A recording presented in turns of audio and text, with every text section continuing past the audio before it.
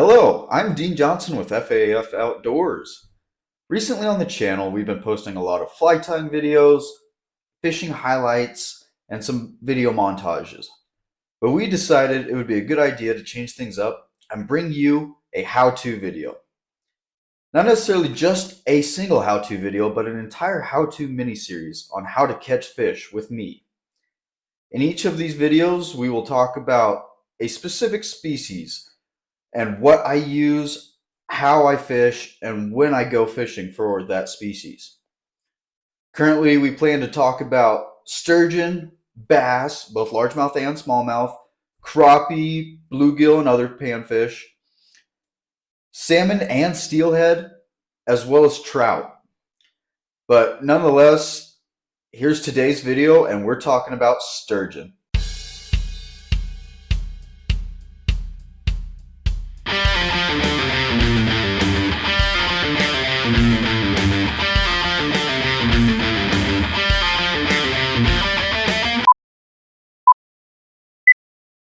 All right, welcome. Who's ready to catch some sturgeon? In this video, we will talk about rules and regulation, setup. I will give you an in-depth look at my tackle box. We will talk about the rods and reels as well as line that I use for sturgeon fishing. I'll talk about locations and when to fish for sturgeon. Well, to get started, this video will be heavily Idaho based since that is where I fish for sturgeon. In Idaho, we are not allowed to take sturgeon out of the water. We are supposed to return the fish immediately, and there is a specific setup that we are required to use. On the whiteboard behind me, I have kind of an outline of this setup. So we have our main line going down to a swivel, which will lead to our leader to a barbless hook, which is required in Idaho. Our main line typically should be a really stout line, either monofilament or braid. Usually you want to stick around that 100-pound test. Maybe even a little heavier for braid, since if braid breaks off, it can be very dangerous to the fish if it's left in the water and can cut them up. So on my rods, I typically use a 140-pound braid or an 80 to 100-pound monofilament as my main line. This goes down, and on this main line we have a sliding swivel, which is required in Idaho. We have to have a sliding swivel to a breakaway leader.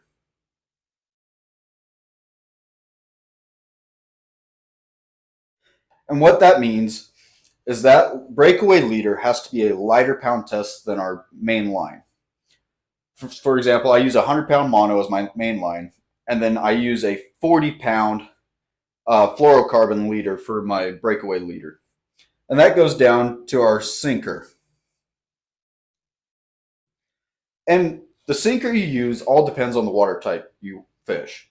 I mostly fish in fast current, below structures like dams or in deep pools. So I usually use a 12 to 16 ounce sinker. Okay. We also have this little bead below. Oh, I can't spell bead. We have this little bead below our sliding swivel. This is just there to keep our swivel from banging on this knot that goes down to our barrel swivel. On this barrel swivel, we then go to our leader. Our leader, which goes down to the hook. Usually, I use about a 2 to 3 foot leader.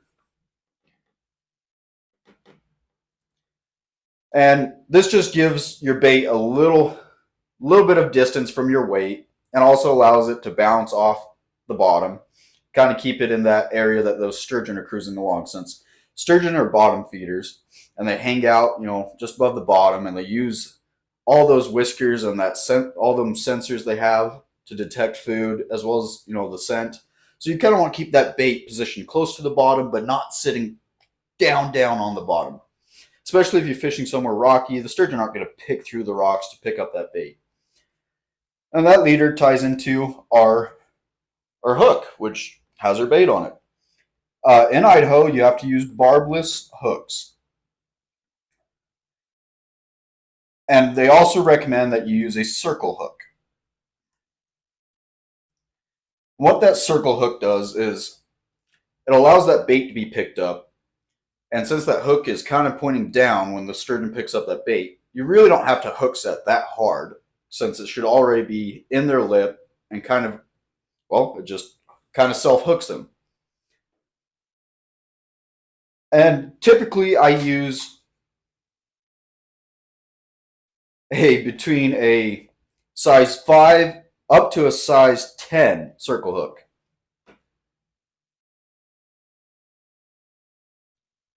So to recap, barbless circle hook to a 2 to 3 foot leader to our barrel swivel, to a bead with our sliding swivel, our breakaway leader attached to our sinker, up to our heavy stout mainline.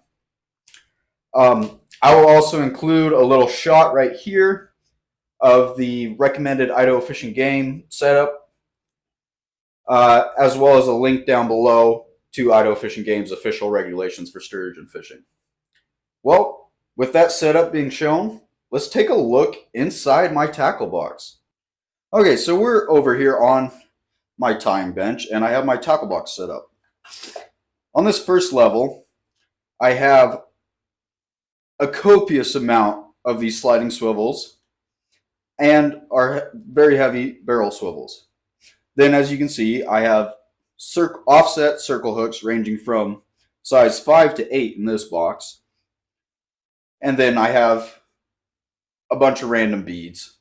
The bead really doesn't matter as long as it's strong enough not to break with getting beat on. It's just there to protect your knot. I also have bells. And bells I use a lot, since most of the time you're fishing for sturgeon at night and it's kind of hard to see those rods, so you want to be able to hear that. I also have in this corner, this is just some of that egg wrap twine. I use this to wrap my baits, especially if I'm using like a bait that's prone to falling apart, or even if I'm using like salmon roe. I also have a very massive flash and glow in here for another setup in which you use the flash and glow to add a little vibration to your bait. Below that, I have a whole bunch of 50-pound test monofilament, which I use as my leader down from the swivel to my hook. I also have 40-pound fluorocarbon for tying away my breakaway leader. And also, very essential, I have a pair of needle nose pliers. Needle nose pliers are pretty essential for sturgeon fishing, since you can use the toothy part here to cut your monofilament. It's pretty heavy. You got to dull up your knife. And then you can use it also to tighten your leaders when you're tying hooks or tying on your swivels. And also, if you throw them in your back pocket, it helps with getting the hook out of the sturgeon's mouth. Also on this bottom level, I have a wide variety of 16-ounce sinkers and 12-ounce pyramid sinkers. Once again, it kind of depends on where you're fishing, what the water type is, on what weight you need. In super high currents, you want something pretty big that's going to keep your bait from drifting down river and just keep it anchored there in place. All right, now back to the whiteboard. So we talked about the setup downstream of your rod tip. Now let's talk a little bit about the rod, shall we? So for sturgeon fishing, you need a big honking rod. You need something stout. And you also need a reel that has lots of line capacity. For a good budget option, I recommend going with Ugly Stick. They're strong, reliable, you can beat the crap out of them. They probably won't ever break. This is the Ugly Stick Big Water in the 12 foot. It's a super heavy rod. Great for getting bait out far and for fighting the sturgeon. I also have on a Bass Pro Big Cat reel. This can hold about 150 yards worth of 100-pound monofilament. I have another rod set up with 120-pound braid on the same exact setup, same 12-foot rod, same Big Cat reel. And I think you can get almost 250 yards worth of braid on it. That is one of the big advantages to braid is it's thinner diameter to the mono. You can put a lot more of it on. But it gets controversial because, like, if your braid breaks off, it's more detrimental to the sturgeon than if mono was in the river. But you can avoid this just by using really high pound line and don't break off. All right, so you've seen the rod setup, you've seen the tackle box, you've seen the setup.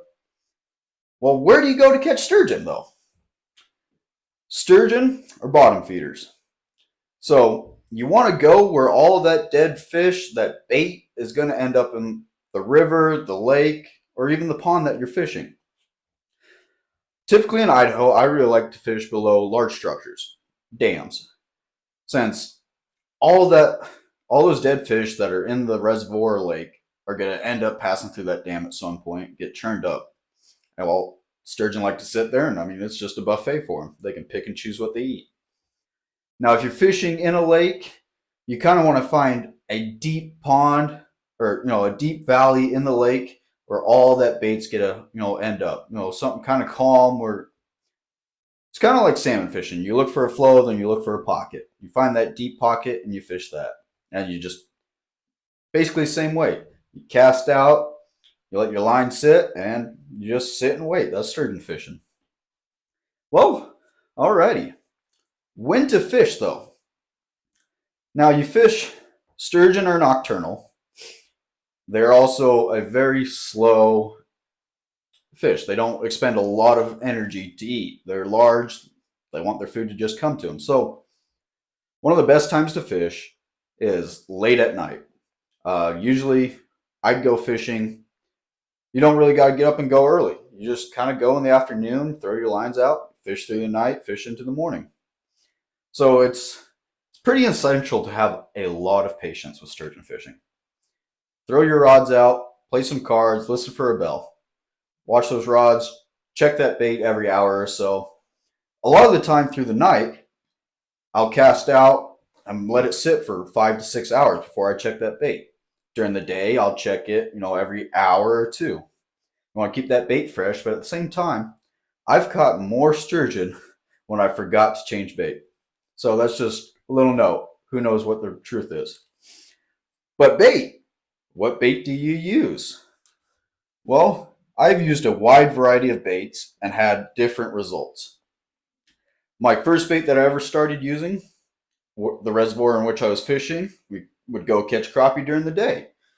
So we'd use the heads off the crappie. I cannot spell today, but we'd use the heads off the crappie. You fillet them out, you cut the spines off, you cut the tail off, you hook them with that circle hook right through the mouth, cast it out there, let it sit. Another bait that I've had great success on, lots of bites, would be squid. You can just go pick up Sturgeon Candy brand squid at pretty much any outdoor store. I mean, Cabela's, Bass Pro, even the little mom and pop shops have Sturgeon Candy in that glass bottle, and it smells horrible. One thing with squid is when you put it on that hook, you're going to want to use some sort of wrap, either a lighter monofilament or the salmon roe tine. Hey, speaking of salmon roe, that's another good bait. Salmon roe, it's good if you get it fresh. If not, you can buy it from the can. Put it in some pantyhose or some egg paper, wrap it up, put it on a hook, cast it out there. There's also many other baits. I mean, you could use salmon heads. Another good bait that works good. Pretty much if it's dead, it's something that would be floating down that waterway, sturgeon might eat it. Although, one of my most successful baits, something I bought because I didn't have any bait, hadn't been fishing in a while, didn't have any carcasses to use or trout or salmon heads.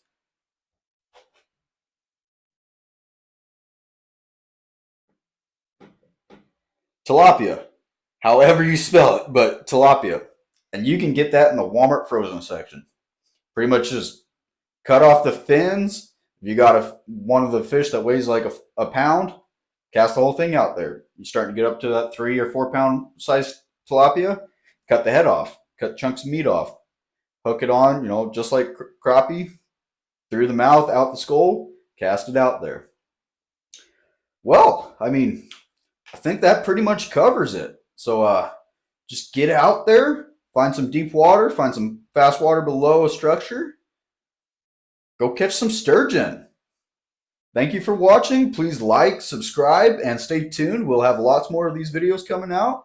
If you like what you saw, leave a comment. If you didn't like what you saw, leave a comment. Thank you, and get outdoors.